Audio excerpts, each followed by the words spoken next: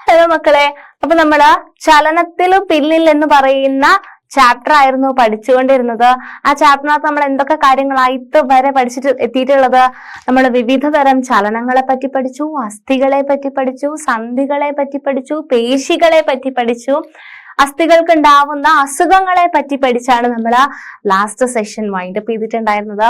ഇനി ഞാൻ നിങ്ങളെ പുതിയൊരു തലത്തിലേക്ക് കൊണ്ടുപോവുകയാണ്. എന്താണ് ഇവിടെ നിങ്ങൾ നോക്കിയ ഈ ഒരു പിക്ചറിൽ എന്താ പറഞ്ഞിട്ടുള്ളത്? ഫോസിലുകളുടെയും അസ്ഥികൂടങ്ങളുടെയും ജീവപരിണാമ പാത കാണാം, പഠിക്കാം. അസ്ഥികളും പരിണാമവും. ഓക്കെ, അസ്ഥികളും പരിണാമവും. ഓക്കെ, ഇന്ന് കാണപ്പെടുന്ന ജീവികളെല്ലാം ക്രമാനുഗതമായി പരിണമിച്ചു വന്നതാണ് എന്ന ശാസ്ത്രീയ ആശയത്തിന് ജീവികളിലെ ചട്ടക്കൂടുകളെ പറ്റിയുള്ള പഠനം നിരവധി തെളിവുകൾ നൽകുന്നു. ജെല്ലി ഫിഷ്, മണ്ണിര തുടങ്ങിയ ജീവികളിലെ ചലനത്തിന് ഹൈഡ്രോസ്കെലിറ്റൻ സഹായിക്കുന്നു. ഈ ജീവികൾക്കൊപ്പം ക്രമേണ ബാഹ്യാസ്ഥികൂടമുള്ള ഞണ്ട്, കക്ക പോലുള്ള ജീവികൾ പ്രത്യക്ഷപ്പെട്ടു. അപ്പം എന്താണ് ഇവിടെ ഒരു പരിണാമത്തിന്റെ ഒരു ചരിത്രമാണ് നിങ്ങൾക്ക് പറഞ്ഞു തരുന്നത് അല്ലെ. ഫസ്റ്റ് വന്നിട്ടുള്ളത് എന്താ? ഹൈഡ്രോസ്കെലട്ടൺ അല്ലെ, മണ്ണിര പോലെയുള്ള ശരീരത്തിനുള്ളിൽ ദ്രവങ്ങളുള്ള അറകളുള്ള ജീവികളിൽ നിന്നും പിന്നീട് ബാഹ്യാസ്ഥികൂടമുള്ള ഞണ്ട്, കക്ക പോലുള്ള ജീവികളൊക്കെ ഉണ്ടായി വന്നു. പിൽക്കാലത്ത് ആന്തര അസ്ഥികൂടമുള്ള ജീവികൾ ഉരുത്തിരിഞ്ഞു.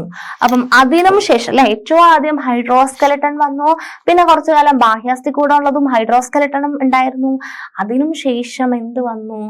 ആന്തര അസ്ഥികൂടമുള്ള ജീവികൾ ഉരുത്തിരിഞ്ഞു. ആന്തരാസ്ഥികൂടങ്ങൾ കൂടുതൽ വഴക്കവും ചലനശേഷിയും നൽകുകയും വലുപ്പമുള്ള ശരീരത്തെ താങ്ങി നിർത്തുകയും ചെയ്തു. ഇരുകാലിലുള്ള നടത്തം ആരംഭിച്ചത് മനുഷ്യ പരിണാമത്തിലെ സുപ്രധാന ഘട്ടമാണ് അല്ലെ. മനുഷ്യന്മാരാണ് എന്ത് ചെയ്യുന്നത്? ഇരുകാലിൽ അല്ലെ. ബാക്കി നിങ്ങൾ പട്ടി, പൂച്ചയൊക്കെ എടുത്തു നോക്കൂ, 4 കാലികളാണ് അല്ലെ. 4 കാലുള്ള ആൾക്കാരാണ് മനുഷ്യന്മാരെന്താണ്? ഇരുകാലിലുള്ള നടത്തം. അത് വളരെ വലിയൊരു ചേഞ്ച് ആയിരുന്നു പരിണാമത്തില്. ദീർഘദൂരങ്ങളിലേക്ക് സഞ്ചരിച്ച് ഉചിതമായ വാസസ്ഥാനങ്ങൾ കണ്ടെത്തി മനുഷ്യവംശം വികസിക്കുന്നതിന് അസ്ഥി വ്യവസ്ഥയിലെ ഇത്തരം മാറ്റങ്ങൾ സഹായിച്ചു. ജീവപരിണാമം, ജനിതക ശാസ്ത്രം, ഭ്രൂണശാസ്ത്രം. ഭ്രൂണശാസ്ത്രം എന്ന് പറഞ്ഞാൽ എംബ്രിയോളജിയാണ് അല്ലെ. ഭ്രൂണത്തെ പറ്റിയുള്ള പഠനം അല്ലെ. ഭ്രൂണം അല്ലെ, നമ്മള് സിക്താണ്ഡം ഭ്രൂണമായിട്ട് ആ ഭ്രൂണത്തെ പറ്റിയുള്ള പഠനം പാലിയന്റോളജി അഥവാ ഫോസിലുകളെ കുറിച്ചുള്ള പഠനം പാലിയന്റോളജി എന്നിവയുൾപ്പെടെ വിവിധ മേഖലകളിൽ നിന്നുള്ള ധാരാളം തെളിവുകളിലൂടെയാണ് ജീവപരിണാമ ചിത്രം നിർമ്മിക്കുന്നത്. ഫോസിലുകളുടെ പഠനം ഭൂതകാലത്തിലേക്ക് വെളിച്ചം വീശുന്ന ഫലവത്തായ പഠന മാർഗമാണ്. അപ്പം ഫോസിലുകളുടെ പഠനം അത് നമ്മുടെ ഫോസിലിൽ നിന്നാണ് നിങ്ങൾ പുതിയ ലേറ്റസ്റ്റ് ടെക്നോളജി അല്ലെ, പുതിയ വംശനാശം സംഭവിച്ചിട്ടുള്ള ജീവജാലങ്ങളെ വീണ്ടും സൃഷ്ടിക്കാൻ വേണ്ടിയിട്ട് അല്ലെങ്കിൽ ഫോസിലുകളിൽ നിന്നും ഹിൻസ് എടുത്തിട്ട് പല കാര്യങ്ങളും ഇപ്പം ടെക്നോളജി ഒത്തിരി അഡ്വാൻസ് ആയിക്കൊണ്ടിരിക്കുകയാണ് അല്ലെ. അപ്പം ഫോസിലുകളുടെ പഠനം ഭൂതകാലം എന്ന് പറഞ്ഞു കഴിഞ്ഞാൽ എന്താ? പാസ്റ്റ് ആണ് അല്ലെ, കഴിഞ്ഞുപോയ കാലത്തിലേക്കുള്ള വെളിച്ചം വീശുന്ന ഫലവത്തായ പഠന മാർഗമാണ്. ലളിതമായ ബാക്ടീരിയ മുതൽ സങ്കീർണ ഘടനയുള്ള ദിനോസറുകളും സസ്തനികളും ഉൾപ്പെടെയുള്ളവയുടെ ഫോസിലുകളുടെ പഠനം ജീവന്റെ ചലനാത്മക സ്വഭാവത്തിന്റെ കഥ പറയുന്നു. എല്ലാ ജീവജാലങ്ങളുടെയും പരിണാമപരമായ പരസ്പര ബന്ധത്തെ അനുമാനത്തിനോ ഊഹോപാഹത്തിനോ പകരം നിരീക്ഷണം, തെളിവുകൾ, ശാസ്ത്രീയ വിശകലനം എന്നിവയുടെ അടിസ്ഥാനത്തിൽ ശാസ്ത്രീയമായി വിശദീകരിക്കാൻ ഫോസിലുകൾ അടക്കമുള്ള പഠനം സഹായിക്കും. പ്രകൃതിയുടെ നിഗൂഢതകൾ അനാവരണം ചെയ്യുന്നതിൽ ശാസ്ത്രീയ അന്വേഷണത്തിന്റെ പ്രാധാന്യവും തെളിവുകളെ അടിസ്ഥാനമാക്കി നിഗമനങ്ങൾ രൂപപ്പെടുന്നതിൽ ശാസ്ത്രത്തിന്റെ പങ്കും തിരിച്ചറിയാൻ ജീവപരിണാമ പ്രക്രിയ സഹായിക്കും. അപ്പൊ നമ്മൾ ജീവപരിണാമം അല്ലെ, എങ്ങനെയാ നമുക്ക് ഇത്രയും ചേഞ്ചസ് വന്നിട്ടുള്ളത് അല്ലെ, നമുക്ക് സയന്റിഫിക് ആയിട്ട് ശാസ്ത്രീയമായിട്ട് ഇതിന്റെ കാര്യങ്ങളൊക്കെ കറക്റ്റ് ആയിട്ട് അറിയണം എന്നുണ്ടെങ്കിൽ നമ്മൾ ഫോസിലുകളെ പറ്റിയിട്ട് പഠിക്കണം. ഓക്കെ, പുരാതനമായ അസ്ഥി കഷ്ണത്തിൽ നിന്ന് DNA വേർതിരിച്ചെടുത്ത് വിശകലനം ചെയ്തതിലൂടെ മനുഷ്യ പൂർവിക ജീവികളും ആധുനിക മനുഷ്യരും തമ്മിലുള്ള ജനിതക സാമ്യ വ്യത്യാസങ്ങളെ കുറിച്ചുള്ള നിർണായക കണ്ടെത്തലുകളാണ് സ്വാൻഡേ പാബോ എന്ന സ്വീഡിഷ് പരിണാമ ജനിതക ശാസ്ത്രജ്ഞൻ നൽകിയത് അല്ലെങ്കിൽ നടത്തിയത്. അപ്പം സ്വാൻഡേ പാബോ എന്ന് പറയുന്ന ഒരു സയന്റിസ്റ്റ് ആയിരുന്നു. സയന്റിസ്റ്റ് എന്താ ചെയ്തിട്ടുണ്ടായിരുന്നത്? പുരാതനമായിട്ടുള്ള ഒരു അസ്ഥി കഷ്ണം കിട്ടി. ഈ അസ്ഥി കഷ്ണത്തിൽ നിന്ന് DNA വേർതിരിച്ചെടുത്തിട്ട് അതിനെ വിശകലനം. DNA നിങ്ങൾക്ക് അറിയൂ, DNA നമ്മുടെ ജനറ്റിക്സിൽ വരുന്നതാണ്. DNA അല്ലെ, നമ്മുടെ ജീനിൽ വരുന്നതാണ് DNA. ആ DNA വേർതിരിച്ചെടുത്തിട്ട് അതിനെ പറ്റിയിട്ട് ആ DNA പറ്റിയിട്ട് കൂടുതൽ കാര്യങ്ങൾ അന്വേഷിച്ച് മനുഷ്യ പൂർവിക ജീവികളും ആധുനിക മനുഷ്യരും തമ്മിലുള്ള ജനിതക സാമ്യ വ്യത്യാസങ്ങൾ അല്ലെ, മനുഷ്യന്മാർക്ക് മുമ്പേ ഇവിടെ ജീവിച്ചിരുന്ന ജീവികളും ഇപ്പത്തെ ആൾക്കാരും തമ്മിലുള്ള DNA സാമ്യതകൾ, സിമിലാരിറ്റീസ് എന്തെങ്കിലും ഉണ്ടോ അതോ വ്യത്യാസങ്ങൾ എന്തെങ്കിലും ഉണ്ടോ അത് രണ്ടും സാമ്യ വ്യത്യാസങ്ങളെ കുറിച്ചുള്ള നിർണായകമായ കണ്ടെത്തലുകളാണ് സ്വാൻഡേ പാബോ എന്ന് പറയുന്ന സ്വീഡിഷ് എവല്യൂഷണറി സയന്റിസ്റ്റ് ആയിട്ടുള്ള പരിണാമ ജനിതക ശാസ്ത്രജ്ഞനായിട്ടുള്ള സ്വാൻഡേ പാബോ നടത്തിയിട്ടുള്ളത്. ഫോസിലുകളിൽ നിന്ന് DNA വീണ്ടെടുക്കുന്നതിനും വിശകലനം ചെയ്യുന്നതിനുമുള്ള ആധുനിക സാങ്കേതിക വിദ്യയിലൂടെയാണ് അദ്ദേഹം പാലിയോജിനോമിക്സ്, എന്താണ് പാലിയോജിനോമിക്സ് അല്ലെ, പാലിയോജിനോമിക്സ് എന്ന ശാസ്ത്രശാഖയ്ക്ക് അടിത്തറയിട്ടത്. ആരായിരുന്നു? സ്വാൻഡേ പാബോ അല്ലെ, സ്വാൻഡേ പാബോ എന്ന് പറയുന്ന ആളാണ്. ആൻഡ് വംശനാശം സംഭവിച്ച ഹോമിനിനുകളുടെ ജിനോമിനെ കുറിച്ചും മനുഷ്യ പരിണാമത്തെ കുറിച്ചുമുള്ള നൂതന കണ്ടെത്തലിന് അദ്ദേഹത്തിന് നൊബേൽ സമ്മാനം ലഭിച്ചിട്ടുണ്ട്. അപ്പൊ അദ്ദേഹത്തിന് 2022 തോന്നുന്നു, 2021 തോന്നുന്നു, അദ്ദേഹത്തിന് എന്ത് ചെയ്തിട്ടുണ്ട്? നൊബേൽ പ്രൈസ് കിട്ടിയിട്ടുണ്ട് അദ്ദേഹത്തിന്റെ കണ്ടെത്തലിന് വേണ്ടിയിട്ട്, സ്വാൻഡേ പാബോയ്ക്ക്. ഓക്കെ, അപ്പൊ നമ്മൾ ഇതുവരെ പറഞ്ഞിട്ടുള്ളത് എന്താണ്? പരിണാമത്തില് എവല്യൂഷനെ പറ്റിയിട്ട് അല്ലെ, എവല്യൂഷൻ പരിണാമത്തെ പറ്റിയിട്ടാണ് പറഞ്ഞിട്ടുള്ളത് അല്ലെ. ഇന്നത്തെ ജീവജാലങ്ങൾ എങ്ങനെ ഈ ചലനവും കാര്യങ്ങളൊക്കെ ഉണ്ടായത്. പണ്ട് 4 കാലുള്ള ആൾക്കാർ അല്ലെ, ഇരുകാലം എന്ന് പറയുന്നത് ആ ഒരു ചലനം എന്ന് പറയുന്നത് വളരെ പ്രധാനപ്പെട്ട ഒരു വഴിത്തിരിവായിരുന്നു. അതുപോലെ തന്നെ സ്വാൻഡേ പാബോ എന്താ ചെയ്തത്? അന്നത്തെ പഴയ ഒരു ഫോസിലിൽ നിന്ന് അതിന്റെ DNA എടുത്തിട്ട് എന്ത് ചെയ്തു? ഇന്നത്തെ ആൾക്കാരുമായിട്ട് എന്ത് ചെയ്തു? കമ്പയർ ചെയ്തു. അതിന്റെ സാമ്യ വ്യത്യാസങ്ങളൊക്കെ കണ്ടുപിടിക്കുകയൊക്കെ ചെയ്യും. അത് എന്നിട്ടാണ് പാലിയോജിനോമിക്സ് എന്ന് പറയുന്ന ഒരു സയന്റിഫിക് ബ്രാഞ്ചിനെ അദ്ദേഹം എന്ത് ചെയ്തു? ഇൻട്രൊഡ്യൂസ് ചെയ്തു. ഓക്കെ, അദ്ദേഹം ഒരു സ്വീഡിഷ് സയന്റിസ്റ്റ് ആയിരുന്നു. അദ്ദേഹത്തിന് നൊബേൽ പ്രൈസും കിട്ടിയിട്ടുണ്ട്. Okay, next and our last topic എന്ന് പറയുന്നത് അല്ലെ, നമ്മുടെ ലാസ്റ്റ് അവസാനത്തെ ടോപ്പിക് ആണ്. ദാറ്റ് ഈസ് സസ്യചലനം, മൂവ്മെന്റ് ഇൻ പ്ലാന്റ്സ്. സസ്യചലനം. അപ്പം ജന്തുക്കളിൽ മാത്രമല്ല സസ്യങ്ങളിലും ചലനമുണ്ടെന്ന് നിങ്ങൾക്കറിയാമല്ലോ. ഞാൻ ഓൾറെഡി പറഞ്ഞിട്ടുണ്ട്. ജന്തുക്കൾ മാത്രമല്ല ചലിക്കുന്നത്, സസ്യങ്ങൾക്കും എന്തുണ്ട്? ചലനമുണ്ട് അല്ലെ. വിത്ത് മുളയ്ക്കുന്നത്, ഉദ്ദീപനങ്ങൾക്കനുസരിച്ചുള്ള ചലനം എന്നൊക്കെ പറയുന്നത് എന്താണ്? സസ്യചലനത്തിൽ വരുന്നതാണ് അല്ലെ. ഉദ്ദീപനങ്ങൾക്കനുസരിച്ചാണ് സസ്യചലനങ്ങൾ നടക്കുന്നത്. ജീവജാലങ്ങളിൽ പ്രതികരണത്തിന് കാരണമാകുന്ന ആന്തരികമോ ബാഹ്യമോ ആയ പ്രേരണയാണ് ഉദ്ദീപനം. എന്താണ്? നിങ്ങൾ ആദ്യം വിചാരിച്ചിട്ടുണ്ടാവും എന്താണ് ഈ ഉദ്ദീപനം അല്ലെ. സസ്യങ്ങൾ ഉദ്ദീപനത്തിനനുസരിച്ച് ചലിക്കുന്നു എന്ന് പറഞ്ഞു കഴിഞ്ഞാൽ എന്താ ഈ ഉദ്ദീപനം? എന്താ നോക്കിക്കേ, ജീവജാലങ്ങളിൽ പ്രതികരണത്തിന് കാരണമാകും അല്ലെ. നമ്മളൊരു ഒരാൾ തൊട്ടു, നമ്മൾ പ്രതികരിക്കുന്നില്ല അല്ലെ, നമ്മളൊന്ന് അടിച്ചു, നമ്മൾ പ്രതികരിക്കുന്നു. അതുപോലെ സസ്യങ്ങളില് അല്ലെങ്കിൽ ജീവജാലങ്ങളില് പ്രതികരണത്തിന് എന്താണോ കാരണമാകുന്നത്, ജീവജാലങ്ങളിൽ പ്രതികരണത്തിന് കാരണമാകുന്ന ആന്തരികമോ ബാഹ്യമോ ആയിട്ടുള്ള പ്രേരണ. ഓക്കെ, അപ്പം സസ്യങ്ങൾക്ക് സൂര്യപ്രകാശം ഒരു പ്രതികരണത്തിന് കാരണമായിട്ടുള്ള ഒരു ബാഹ്യ കാരണം എന്താ, സൂര്യപ്രകാശത്തിന്റെ ലൈറ്റ് നോക്കിയിട്ട് സസ്യങ്ങൾ വളരും. അതുപോലെ ജന്തുക്കൾക്ക് പ്രതികരണത്തിന് കാരണമായിട്ടുള്ള ആന്തരികമോ ബാഹ്യമോ ആയിട്ടുള്ള ഒരു പ്രേരണയെയാണ് നമ്മുടെ ഉദ്ദീപനം എന്ന് പറയുന്നത്. ഓക്കെ, ഉദ്ദീപനം.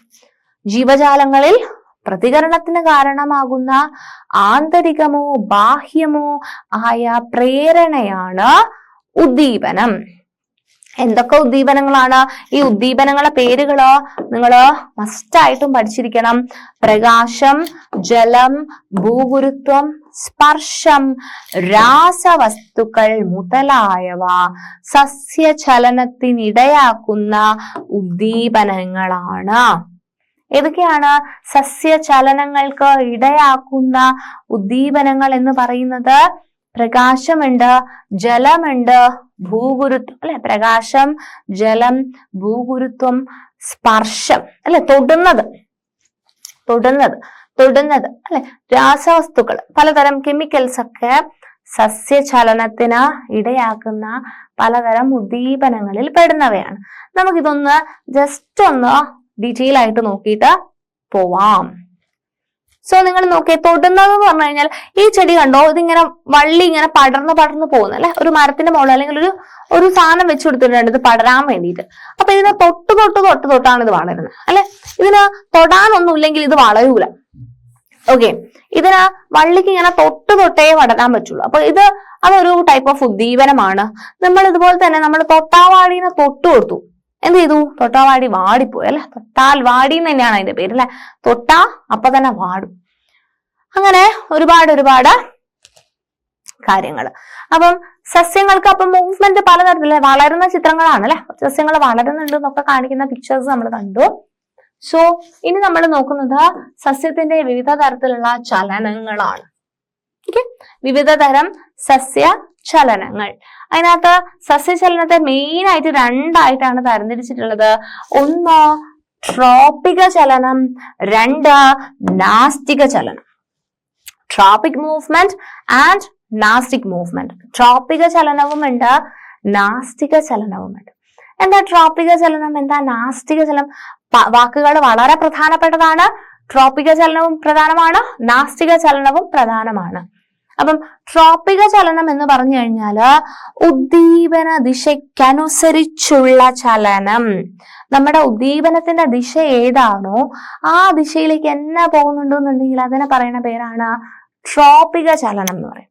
ഓക്കെ, ഇപ്പൊ സൂര്യപ്രകാശം ഇവിടെ ഇരിക്കുന്നു. അപ്പൊ സൂര്യപ്രകാശത്തിന്റെ ദിശയിലേക്ക് എന്നാ വളരുന്നു? ട്രോപിക ചലനമാണ്. ഉദ്ദീപനം സൂര്യപ്രകാശമാണ് അല്ലെ. അപ്പൊ അതിന്റെ ഡയറക്ഷനിൽ പോകുന്നുണ്ടെങ്കിൽ അത് ട്രോപിക ചലനം എന്ന് പറയും. ഓക്കെ, ഏതാണോ ഉദ്ദീപനം, ഇപ്പൊ ഭൂഗുരുത്വം ആണെങ്കിൽ ഭൂഗുരുത്വം ട്രോപിക ചലനത്തിൽ വരും. ഓക്കെ, അപ്പം ഏതാണോ ഉദ്ദീപനം അതിന്റെ അതേ ദിശയ്ക്ക് അനുസരിച്ചിട്ടുള്ള ചലനത്തിനെ നമ്മൾ ട്രോപിക ചലനം എന്ന് പറയും. ഇനി നാസ്തിക ചലനമുണ്ട്. നാസ്തിക ചലനം എന്ന് പറഞ്ഞു കഴിഞ്ഞാൽ എന്താ? ഉദ്ദീപന ദിശയ്ക്കനുസരിച്ചല്ലാതെയുള്ള ചലനം. അതിനെയാണ് നാസ്തിക ചലനം എന്ന് പറയുന്നത്. അപ്പൊ ട്രോപിക ചലനം എന്ന് പറഞ്ഞു കഴിഞ്ഞാല് ഉദ്ദീപന ദിശയ്ക്ക് അനുസരിച്ചുള്ള ചലനമാണ് ട്രോപിക ചലനം. നാസ്തിക ചലനം എന്ന് പറഞ്ഞു കഴിഞ്ഞാല് ഉദ്ദീപന ദിശയ്ക്ക് അനുസരിച്ച് അല്ലാതെയുള്ള ചലനത്തെയാണ് നാസ്തിക ചലനം എന്ന് പറയുന്നത്.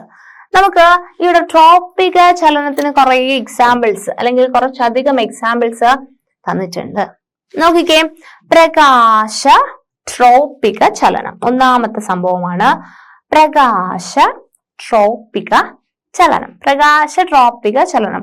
നിങ്ങൾ നോക്കിയേ, ഇവിടെ ഞാനൊരു ചെടിച്ചട്ടിയില് ചെടി വെച്ചിട്ടുണ്ട്. കണ്ടോ, ഇവിടെ ലൈറ്റ് വരുന്നുണ്ട് അല്ലെ, ഇവിടെ സണ്ണുണ്ട്, ഇവിടെ സൂര്യപ്രകാശം ഉണ്ട്. ചെടി എങ്ങോട്ടാ വളരുന്നേ? സൂര്യപ്രകാശം നോക്കിയാണ് ചെടി വളരുന്നത്. അപ്പൊ പ്രകാശം എന്ന് പറയുന്ന ഉദ്ദീപനം, പ്രകാശം എന്ന് പറയുന്ന ഉദ്ദീപനത്തിന്റെ ദിശയിലാണ് ഈ ഒരു ചെടി വളരുന്നത്. അതുകൊണ്ട് ഇതിനെ പ്രകാശ ട്രോപിക ചലനം എന്ന് പറയാം. ഓക്കെ, ഇനി രണ്ടാമത് നിങ്ങൾ നോക്കിക്കേ, ഇവിടെ ഒരു ചെടി മറഞ്ഞു വീണേക്കുക. ഓക്കെ, മറഞ്ഞു വീണേക്കുക. ഇതിന്റെ വേര് കണ്ടോ നിങ്ങൾ പോകുന്നത് എങ്ങോട്ടേക്കാണ്? താഴേക്ക് തന്നെയാ പോകുന്നത്.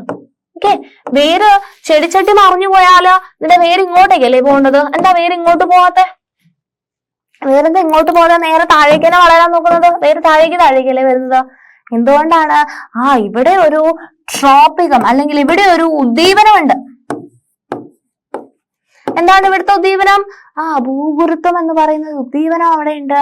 അതുകൊണ്ട് തന്നെ ഇതൊരു ഭൂഗുരുത്വ ട്രോപിക ചലനം ആണ്. കണ്ടോ, ഷൂട്ട് ഇങ്ങനെയല്ല വളരുന്നത്, ഷൂട്ട് മേലേക്കാ വളരുന്നത്. ഓക്കെ, ഭൂഗുരുത്വത്തിന് എഗെയിൻസ്റ്റ് ആയിട്ട് അല്ലെ, ഓപ്പോസിറ്റ് ആയിട്ട്, എതിരായിട്ട് ഭൂഗുരുത്വ ട്രോപിക ചലനത്തിൽ വേര് താഴേക്ക് വളരുന്നുണ്ടെന്നുണ്ടെങ്കിൽ ഇതിന്റെ ഷൂട്ട് ഭാഗം അല്ലെങ്കിൽ കാണ്ഡം എങ്ങോട്ടേക്കാ വളരുന്നേ? മേലേക്ക്. അതായത് ഭൂഗുരുത്വ ട്രോപിക ചലനത്തില് വേരിന്റെ ദിശയ്ക്ക് എതിർദിശയിലാണ് ഇവിടെ കാണ്ഡത്തിന്റെ ദിശ പോകുന്നത്. കറക്റ്റ്? ഓക്കെ, അപ്പൊ നമ്മള് പ്രകാശ ട്രോപിക ചലനം പഠിച്ചു, ഭൂഗുരുത്വ ട്രോപിക ചലനം പഠിച്ചു. ഇനി ജല ട്രോപിക ചലനം. എന്താണ് ജല ട്രോപിക ചലനം? സിമ്പിൾ ആണ്. ഇവിടെ നിങ്ങൾക്കൊരു ജലാശയം കാണാം. ഈ വേരിത ഇതിലെ ഇങ്ങോട്ടേക്ക് ജലത്തിന്റെ ദിശ നോക്കിയാ വരുന്നത് അല്ലെ. ഇവിടെ ഒരു ജലാശയം ഉണ്ടെന്ന് കണ്ടിട്ട് വേര് വേഗം ജലാശയത്തിന്റെ അടുത്തേക്കാ വളരുന്നത്. അതാണ് ഇവിടെ ഒരു ഉദ്ദീപനമുണ്ട് അല്ലെ. ഈ ഒരു ജലം എന്ന് പറയുന്ന ഒരു ഉദ്ദീപനമുണ്ട്. ആ ഒരു ഉദ്ദീപനത്തിന്റെ ഡയറക്ഷൻ നോക്കിയിട്ട്, ദിശ നോക്കിയിട്ടാണ് വേര് വളരുന്നത്. അതാണ് ജല ട്രോപിക ചലനം. ക്ലിയർ ആയോ? ട്രോപിക ചലനം എന്താണെന്ന് മനസ്സിലായോ? പ്രകാശ ട്രോപിക ചലനം എന്ന് പറയുന്നത് പ്രകാശത്തിന്റെ എന്ന് പറയുന്ന ഉദ്ദീപനത്തിനനുസരിച്ച് വളരുന്നതിനാണ് പ്രകാശ ട്രോപിക ചലനം. ഭൂഗുരുത്വം എന്ന് പറയുന്ന ഉദ്ദീപനത്തിനനുസരിച്ച് വളരുന്നതാണ് ഭൂഗുരുത്വ ട്രോപിക ചലനം. ജലം എന്ന് പറയുന്ന ഉദ്ദീപനത്തിന് നേരെ വളരുന്നതാണ് ജല ട്രോപിക ചലനം. ഇതൊക്കെ വിവിധ തരം ട്രോപിക ചലനങ്ങൾക്ക് ഉദാഹരണങ്ങൾ ആണ്. ഓക്കെ, അപ്പൊ നമ്മൾ ഈ ഒരു കോളം നമുക്കൊന്ന് ഫിൽ ചെയ്യാം. ഈ ഒരു ടേബിൾ നമുക്ക് ഫിൽ ചെയ്യാം. പ്രകാശ ട്രോപിക ചലനം, സസ്യചലനത്തിനകത്ത് പ്രകാശ ട്രോപിക ചലനമുണ്ട്, ഭൂഗുരുത്വ ട്രോപിക ചലനമുണ്ട്, ജല ട്രോപിക ചലനമുണ്ട്. പ്രകാശം, ഭൂഗുരുത്വം, ജലം. ഇതിനകത്ത് ഫസ്റ്റ് വൺ പ്രകാശ ട്രോപിക ചലനത്തിന്റെ ഉദ്ദീപനം എന്ന് പറയുന്നത് പ്രകാശമാണ് അല്ലെ. കുറച്ചും കൂടി സ്പെസിഫിക് ആയിട്ട് പറഞ്ഞു കഴിഞ്ഞാല് സൂര്യപ്രകാശം അല്ലെ.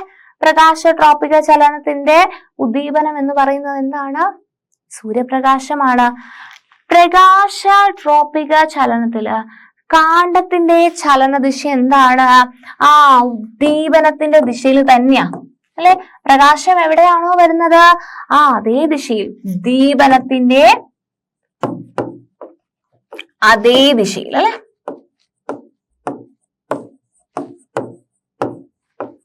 ഉദ്ദീപനത്തിന്റെ അതേ ദിശയിലാണ് കാണ്ഡം പോകുന്നത്. ഇനി വേര് സൂര്യന്റെ പ്രകാശത്തെ നോക്കിയിട്ടാണോ പോകുന്നത്? അല്ല, വേര് വളരുന്നത് ഉദ്ദീപനത്തിന്റെ എതിർദിശയിലാണ് അല്ലെ. ഉദ്ദീപനത്തിന്റെ എതിർദിശയിലാണ്.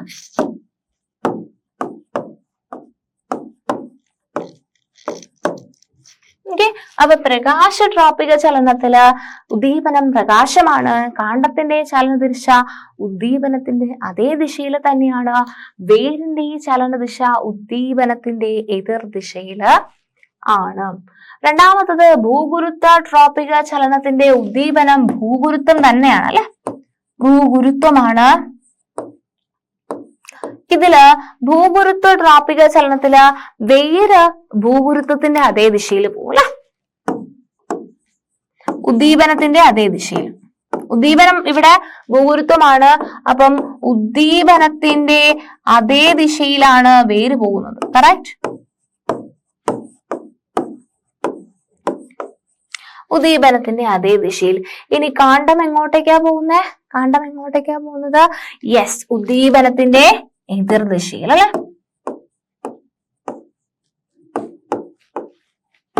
ഉദ്ദീപനത്തിന്റെ എതിർ ദിശയിൽ. ഓക്കെ, ഇനി മൂന്നാമത്തെ ട്രോപിക ചലനം ഏതാണ്? ജല ട്രോപിക ചലനം. ഇവിടെ ജല ട്രോപിക ചലനത്തിലെ ഉദ്ദീപനം ഏതാണ്? ജലമാണ് അല്ലെ. പ്രകാശ ട്രോപിക ചലനത്തിൽ ഉദ്ദീപനം സൂര്യപ്രകാശം, ഭൂഗുരുത്വ ട്രോപിക ചലനത്തില് ഭൂഗുരുത്വം, ഇനി ജല ട്രോപിക ചലനത്തില് ജലമാണ്. ഇതില് കാണ്ഡത്തിന്റെ ദിശ അല്ലെങ്കിൽ വേരിന്റെ ദിശ നമ്മൾ ഈ ഒരു പിക്ചറിൽ കണ്ടിട്ടുണ്ട് അല്ലെ. ജല ട്രോപിക ചലനത്തില് വേരിന്റെ ദിശ എന്ന് പറയുന്നത് ഉദ്ദീപനത്തിന്റെ അതേ ദിശയിലാണ്, ജലട്രോപിക ചലനത്തിൽ വേരിന്റെ ചലനദിശ എന്ന് പറയുന്നത് ഉദ്ദീപനത്തിന്റെ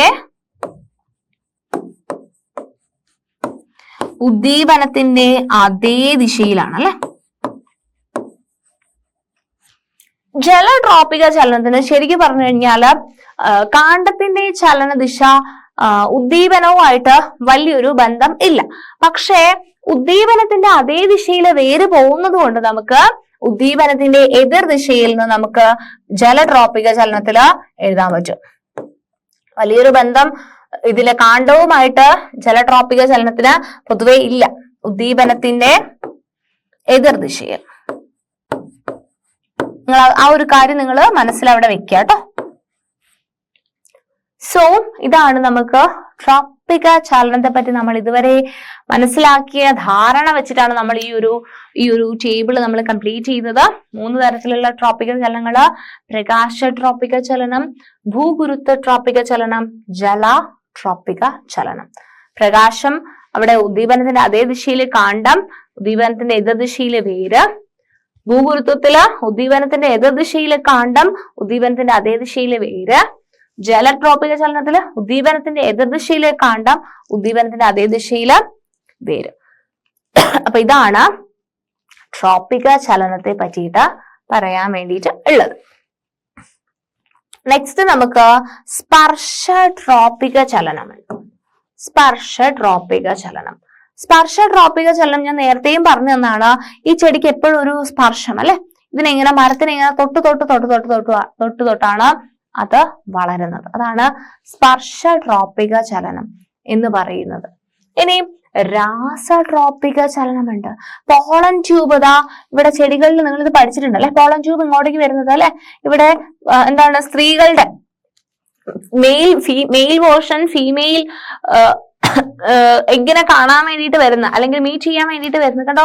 ആ ഒരു കെമിക്കൽ പ്രോസസ്സ് വഴിയാണ്. അല്ലാതെ ഇത് ഇവിടെ ഉണ്ടെന്ന് ഇതെങ്ങനെയാ ഈ ട്യൂബ് എങ്ങനെ ഇങ്ങനെ നീണ്ടു വരുന്നത്? അതൊരു കെമിക്കലിന്റെ ഇമ്പാക്റ്റ് ആണ് അല്ലെ. അതാണ് രാസട്രോപിക ചലനം അല്ലെ. രാസവസ്തുക്കളുടെ ഉദ്ദീപനം എന്ന് പറയുന്നത് രാസവസ്തുക്കളാണ്. അതിനനുസരിച്ചുള്ള ചലനത്തെയാണ് നമ്മൾ രാസട്രോപിക ചലനം എന്ന് പറയുന്നത്. ഓക്കെ. അപ്പൊ സ്പർശട്രോപിക ചലനം, രാസട്രോപിക ചലനം, പ്രകാശട്രോപിക ചലനം, ഭൂഗുരുത്വ ട്രോപിക ചലനം ആൻഡ് ജലട്രോപിക ചലനം. ഇനി ഇതൊരു എക്സ്പെരിമെന്റ് ആണ്. നിങ്ങൾക്ക് അറിയാം ഇത്, എങ്കിലും നിങ്ങളൊന്ന് ചെയ്ത് നോക്കിക്കഴിഞ്ഞാൽ നിങ്ങൾക്ക് കറക്റ്റ് ആവും. ഓക്കെ. ചിത്രത്തിൽ കാണുന്നത് പോലെ ഒരു പെട്ടിയിൽ മരപ്പൊടിയും ജലം നിറച്ച മൺകലവും ക്രമീകരിച്ച് പയറുവിത്തുകൾ പെട്ടിക്കുള്ളിൽ പല ഭാഗങ്ങളിലായി നിക്ഷേപിക്കുക. അപ്പൊ നമ്മള് ഇതിനകത്ത് ഒരു പെട്ടി എടുക്കുക, മരപ്പൊടി നിക്ഷേപിക്കുക, ഇതിനകത്ത് എന്ത് ചെയ്യുക, വെള്ളം നിറച്ച് വെക്കുക, കുറച്ച് പയറുവിത്ത് ഇതിനുള്ളിൽ എന്ത് ചെയ്യുക, ഡിസ്ട്രിബ്യൂട്ട് ചെയ്തിട്ട് ഇടാം. ഏതാനും ദിവസങ്ങൾക്കു ശേഷം ശ്രദ്ധയോടെ മൺകലം പുറത്തെടുക്കുക. വേരുകളുടെ വളർച്ചാദിശ നിരീക്ഷിക്കുക.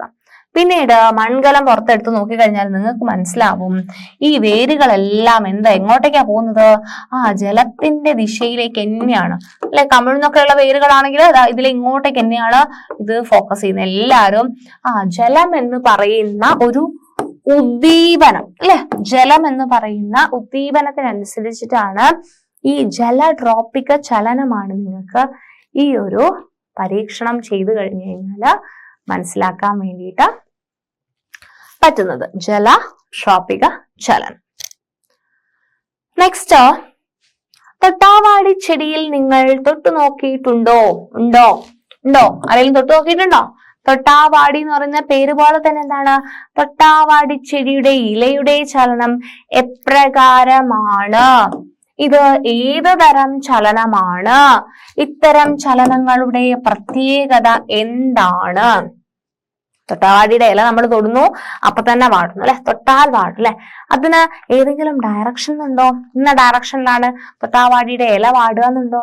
ഇല്ലല്ലേ. പെട്ടെന്നുള്ളൊരു ചേഞ്ച് ആണ് അല്ലെ. പെട്ടെന്ന് തൊടുന്നു വാടുന്നു അല്ലാതെ ഇത് മെല്ലെ മെല്ലെ വേര് ജലത്തിന്റെ അടുത്തേക്ക്, ജലട്രോപിക ചലനം, ജലം അന്വേഷിച്ച് ഇങ്ങനെ വേര് പോകുന്നത് പോലെ, അല്ലെങ്കിൽ പ്രകാശത്തിന്റെ ഡയറക്ഷനിൽ ചെടി വളരുന്നത് പോലെ ടൈം എടുത്ത് അല്ലെങ്കിൽ അങ്ങനെ ചെയ്യുന്ന ഒരു പ്രോസസ്സാണ് അല്ലെ. നമ്മൾ തൊടുന്നു അപ്പത്തേക്ക് വാടുന്നു അല്ലെ?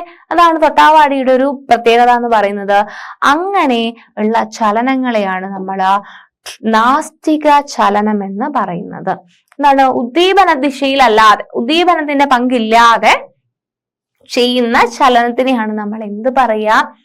നാസ്തിക ചലനം എന്ന് പറയാ. അല്ലാതെ ട്രോപ്പിക ചലനം പോലെ മെല്ലെ മെല്ലെ ഗ്രാജുവൽ ആയിട്ടല്ല, തൊടുന്നു പാടുന്നു. അതാണ് നാസ്തിക ചലനം. ഉദ്ദീപനവുമായിട്ട് അതിന് അതിന്റെ ദിശയ്ക്ക് ബന്ധം ഇല്ല, ദിശയ്ക്ക് ബന്ധം ഇല്ല.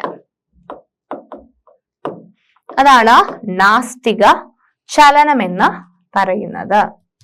സോ തൊട്ടാവാടി അല്ലെ, കാണാത്ത ആൾക്കാർക്ക് വേണ്ടി തൊട്ടാവാടിയാണിത്. ഇവിടെ നമ്മളെ ഇലയിൽ തൊട്ട് കഴിഞ്ഞാൽ ഇതെന്താവും? വാടും. ഇത് തൊട്ടാവാടിയുടെ പൂവാണ്, ഭംഗിയുള്ള പൂവാണ് അല്ലെ. തൊട്ടാവാടിയുടെ പൂവ്, തൊട്ടാവാടിയുടെ ഇല ഇലയിൽ തൊടുമ്പോഴാണ് വാടിപ്പോകുന്നത്. കോശങ്ങളിലെ തന്മാത്രാ ചലനം മുതൽ ജീവികളിലെ വൈവിധ്യമാർന്ന ചലനങ്ങൾ വരെ ജീവികളുടെ നിലനിൽപ്പിനുള്ള അനുകൂലനമാണ്. ഇവയെക്കുറിച്ചുള്ള അറിവ് ജീവലോകത്തെ ചലന വൈവിധ്യങ്ങളുടെ അത്ഭുതത്തെ അനാവരണം ചെയ്യുക മാത്രമല്ല, ജീവന്റെ പരിണാമത്തെക്കുറിച്ച് ഉൾക്കാഴ്ച നൽകുകയും ചെയ്യുന്നു.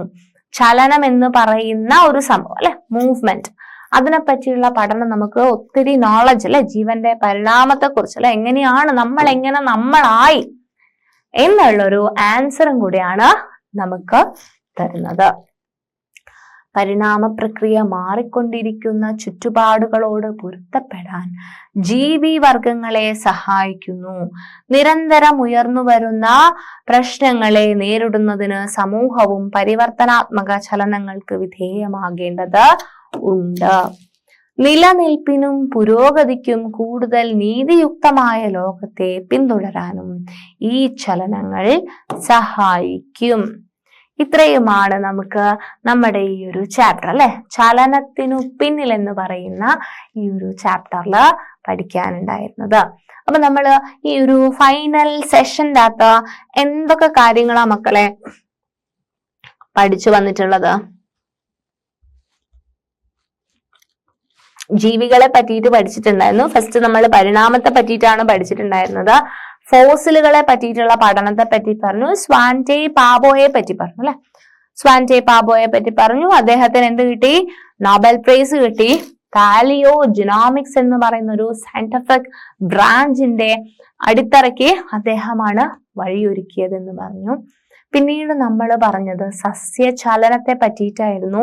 അവിടെ നമ്മൾ ഉദ്ദീപനം എന്താണെന്ന് പറഞ്ഞു. എന്തായിരുന്നു ഉദ്ദീപനം എന്ന് പറഞ്ഞു കഴിഞ്ഞാൽ, ജീവജാലങ്ങളിൽ പ്രതികരണത്തിന് കാരണമാകുന്ന ആന്തരികമോ ബാഹ്യമോ ആയ പ്രേരണയെയാണ് നമ്മൾ ഉദ്ദീപനം എന്ന് പറയുന്നത്. പ്രകാശം, ജലം, ഭൂഗുരുത്വം, സ്പർശം, രാസവസ്തുക്കൾ, ഇതെല്ലാം ഉദ്ദീപനമാണ് അല്ലെ. അപ്പൊ സസ്യചലനത്തിനെ രണ്ടായിട്ട് നമ്മൾ തരംതിരിച്ചു. ട്രോപ്പിക ചലനവും നാസ്തിക ചലനവും. ട്രോപ്പിക ചലനം ഉദ്ദീപന ദിശയ്ക്ക് അനുസരിച്ചുള്ള ചലനമായിരുന്നു. നാസ്തിക ചലനം ഉദ്ദീപന ദിശയ്ക്കല്ലാതെയുള്ള ചലനം. പ്രകാശ ട്രോപ്പിക ചലനം, ഭൂഗുരുത്വം, ജല ട്രോപ്പിക ചലനം, അതുപോലെ തന്നെ സ്പർശ ട്രോപ്പിക ചലനം, രാസ ട്രോപ്പിക ചലനം. പിന്നെ നമ്മൾ അതിന്റെ ഒരു എക്സ്പെരിമെന്റ് അല്ലെ, ഒരു പരീക്ഷണം കണ്ടു. തൊട്ടാവാടിയുടെ ഇല തൊടുമ്പോൾ വാടുന്നത് നാസ്തിക ചലനം എന്നാണ് അതിനെ അറിയപ്പെടുന്നതെന്ന് നമ്മൾ പറഞ്ഞു. ഇത്രയാണ് നമ്മൾ ഈ ഒരു ചാപ്റ്ററിൽ നമ്മൾ പഠിച്ചിട്ടുള്ളത്. അപ്പം ചലനത്തിനു പിന്നിൽ എന്ന് പറയുന്ന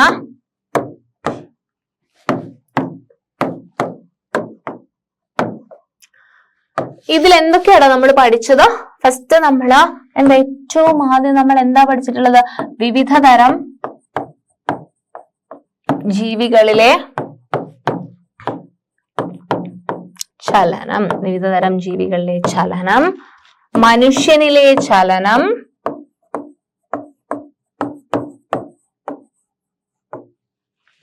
പിന്നെയോ അസ്ഥിവ്യവസ്ഥ, സന്ധികളെ പറ്റി പഠിച്ചു, പേശികളെ പറ്റി പഠിച്ചു അല്ലെ, അസ്ഥി രോഗങ്ങളെ പറ്റി പഠിച്ചു അല്ലെ, ഓസ്റ്റിയോപോറോസിസ്, റുമറ്റോയ്ഡ് ആർത്രൈറ്റിസ്, ഉളുക്ക് എന്നൊക്കെ പറയുന്ന ഡിസ്ക് പ്രൊലാപ്സ് ഒക്കെ നമ്മൾ പഠിച്ചു. പിന്നെ നമ്മള് അല്ലെ പരിണാമത്തെ പറ്റി പഠിച്ചു.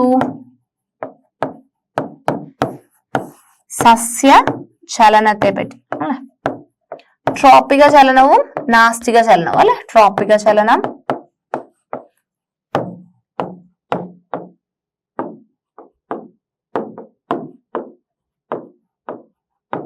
ഇമേജിങ് ടെക്നിക്കും അവിടെ അങ്ങനത്തെ കാര്യങ്ങളൊക്കെ നമ്മൾ നോക്കി പോയി. സോ ഇത്രയാണ് നമ്മൾ ഈ ചലനത്തിനു പിന്നിൽ എന്ന് പറയുന്ന ഈ ഒരു ചാപ്റ്ററിൽ പഠിച്ചത്. സിമ്പിൾ ആയിട്ടുള്ള ചാപ്റ്റർ ആണ്, നന്നായിട്ട് പഠിക്കുക കേട്ടോ. So thank you.